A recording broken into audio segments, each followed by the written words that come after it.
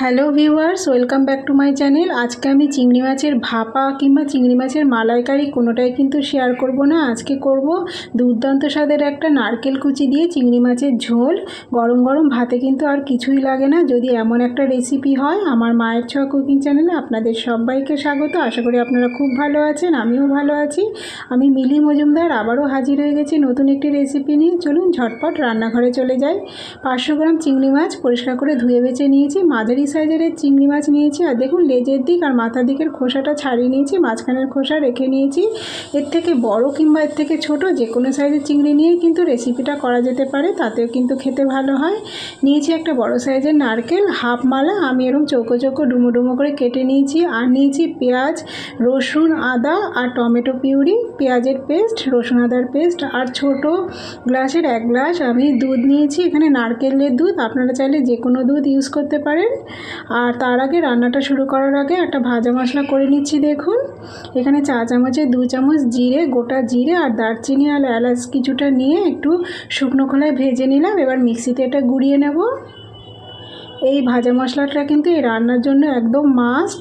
ভাজা মশলাটা কিন্তু দিতেই হবে। গ্যাস ধরিয়ে গ্যাসে কড়াই বসিয়ে কড়াইটা কিছুটা সর্ষের তেল দিয়ে ভালো করে গরম করে নিয়েছি। নিয়ে একটা ফোড়ন দিয়েছি। দেখুন, গ্যাসটা কিন্তু এ পর্যায়ে লোতেই রাখতে হবে। দিয়েছি জিরে চা চামচের হাফ চামচ, একটা শুকনো লঙ্কা, দারচিনি আর এলাচ। ভালো করে ফোড়নটা পোড়া হয়ে গেছে। এরপরে আমি দিয়ে দিলাম নারকেল কুচি।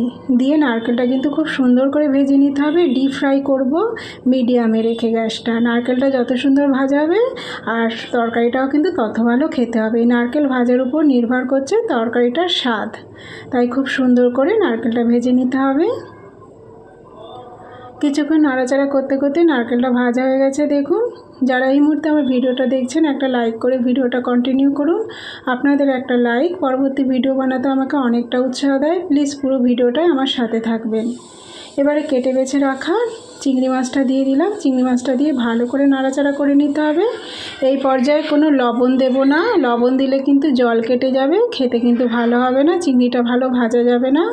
তাই গ্যাসটা হাইতে দিয়েই আমি কিন্তু চিংড়িটা ভালো করে ভেজে নেব। একদিন এইভাবে করে দেখুন, আশা করি ভীষণ ভালো লাগবে। একটা ভিন্ন স্বাদের ভিন্ন রান্না চিংড়ি মাছ দিয়ে একদিন করে খেলে বারবার করে খেতে ইচ্ছা করবে। সব সময় তো চিংড়ি মাছের মালাইকারি, ভাপা এসব করেই থাকি, একদিন এইভাবে করে দেখুন। তো চিংড়ি মাছটা ভাজা হয়ে গেছে, চিংড়ি মাছের কালারটাও চেঞ্জ হয়ে গেছে, তেল ছেড়ে দিয়েছে। এরপরে আমি বড় পেঁয়াজ পেস্ট করে রেখেছিলাম একটা, সেটা দিলাম। টমেটো পিউরি, একটা টমেটো পিউরি করে নিয়েছি। আর আদা রসুন চা চামচে 2 চা চামচ। আর আপনারা যারা পেঁয়াজ রসুন আদা পছন্দ করেন না, তো আদাটা তো দিতেই হবে। রসুন আর পেঁয়াজটা না দিয়েও কিন্তু ভালো হয় রান্নাটা। তো রসুনের গন্ধটা দূর হয়ে গেছে, আমার কষানো হয়ে গেছে। এই পর্যায়ে আমি দিয়ে দেব লবণ। স্বাদ অনুযায়ী লবণ দিয়েছি। ঝালের জন্য দেব চা চামচের 1 চামচ শুকনো লঙ্কার গুঁড়ো, আর কালারের জন্য চা চামচের 1 চামচ হলুদ গুঁড়ো দিয়ে আবারও ভালো করে কষিয়ে নিতে হবে। গ্যাসটা কিন্তু এবার লো করে রাখতে হবে। কষানো হয়ে গেছে, দেখুন তলা থেকে একটু ধরে এসেছে, তার মানে বুঝতে হবে আমার কষানো হয়ে গেছে। এরপরে আমি নারকেলের দুধটা এর মধ্যে দিয়ে দিলাম। দিয়ে ওই গ্লাসে কিছুটা জল দিয়ে ওই গ্লাস ধোয়া জলটাও দিয়ে দেব। যেহেতু ঝোল রেসিপি তাই একটু ঝোল ঝোল রান্না করব। এই রান্নাটা একটু ঝোল ঝোল হলেই কিন্তু খেতে খুব অসাধারণ হয়। তো ভালো করে ঝোলটার সাথে নারকেল, চিংড়ি মাছ, মশলাপাতি ভালো করে একটু নাড়াচাড়া করে মিশিয়ে নিতে হবে। মেশানো হয়ে গেলে 10 মিনিটের জন্য একটু ঢাকা চাপা দিয়ে রেখে দেবো। 10 মিনিট বাদে রান্নায় ফিরে আসব। দিয়ে দিলাম। 10 মিনিট বাদে রান্নায় ফিরে এসেছি। দেখুন, রান্নাটা প্রায় হয়েই এসেছে, টকবক করে ফুটতে আরম্ভ করেছে। এই পর্যায়ে যদি একটু লবণ লাগে তো আপনারা লবণ দিতে পারেন। এবার সামান্য একটু চিনি দেব স্বাদের ব্যালেন্সের জন্য। এই রান্নাটা কিন্তু খুব একটা চিনি দেয় না, তো একদম অল্প করে আমি একটু চিনি অ্যাড করলাম। আর যেটা মাস্ট, যে মশলাটা, সেই মশলাটা আমি এবার অ্যাড করব। এই মশলার দরুনই কিন্তু এই রান্নাটার স্বাদ পুরো অন্যরকম করে দেবে, আর খেতেও কিন্তু ভালো লাগবে। তো দিয়ে দিচ্ছি চা চামচের 1 চামচ ভাজা মশলা। দিয়ে আবার একটু ভালো করে মিশিয়ে নিতে হবে ভাজা মশলার সাথে। ভালো করে মিশিয়ে নিয়ে আবার একটু 2 মিনিটের জন্য ঢাকা দিয়ে রেখে দেব।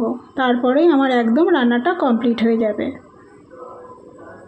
দিয়ে দিলাম। 2 মিনিট পর রান্নায় ফিরে আসবো।